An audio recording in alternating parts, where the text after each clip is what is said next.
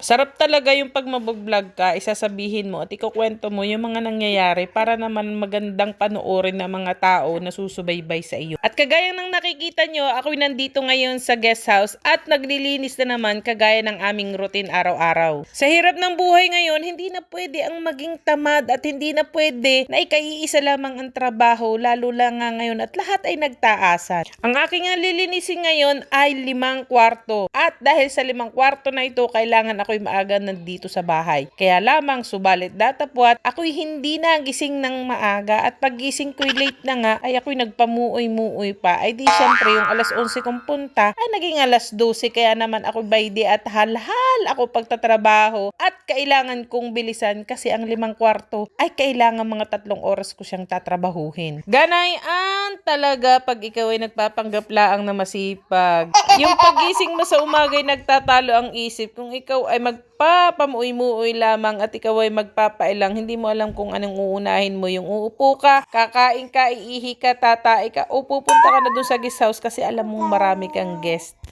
Hindi ako iyon ha, baka naman sabihin mo ako.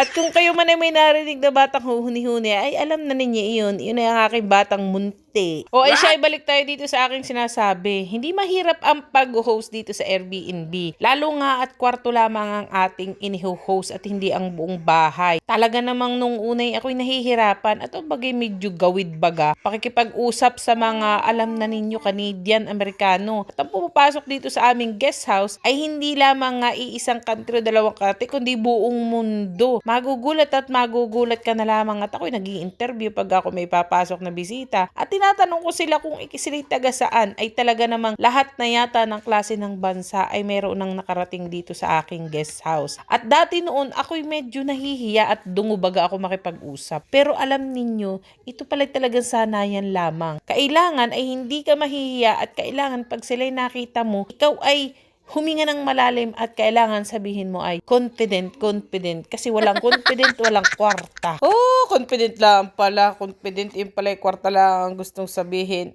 Akala ko bagay ikay makapalamok ha. Huwag kang maingay at sikreto lang nata. Abay, minsan ay naatlab din ng kape at minsan ay talaga naman pagpasok ng gisyo. Aba, akala may attorney. Aba, ay pagka ganun mga pormahan, abay nakakapahiya ng kaunti. O ay by din na ako sa 3rd floor at tayo bumalik dito sa ating ginagawa. Hindi ko na na-video ang iba at talaga namang ako'y nagmamadali. Itong nagrenta dito ay lalaki at medyo may edad na. Ang sabi sa akin, kaya daw sobrang dumi ng kanyang kwarto ay siya daw ay lalaki.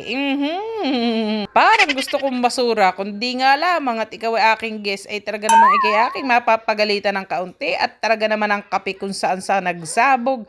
At dito na nga halos naubos ang aking oras sa pagtatrabaho at talaga namang pati drawer at loob ng rep ay talagang mayroong kape. Wari bagay ito pag nagtitimpla ng kape, pasaboy yung parang pag nagpapatoka baga ng manok. Abay ganito ang kalat ay nagpalipat itong aking guest na iso doon sa kaibaba sa 2nd floor at siya daw ay panay ang ihi. Wari ko binabali sausaw. At dahil itong guest ko na ito ay maganda namang magbayad at talaga naman ako walang ibang puna kundi talaga namang siya medyo madumi baga sa kwarto. May pagbili ng kung ano-ano pati siya ay meron ng coffee machine sa loob ng kwarto niya ay bawal iyon. Ay kaya lamang ay dahil siya ay guest ay pagbigye. Ikaw naman na hindi mananalo at magkakaroon ka pa ng kababag ay di tahanan na. Linisin na lamang at nang walang problema at total din may maganda magbayad. Ayan naman ang kailangan mo talaga. Kaya nga ikinagninegosyo ay kwarta. Kaingin naman itong aking katabing bata. Ba daw? Hindi ko naman bebedyo. Ito ipapaspasan ko na at wala na akong oras.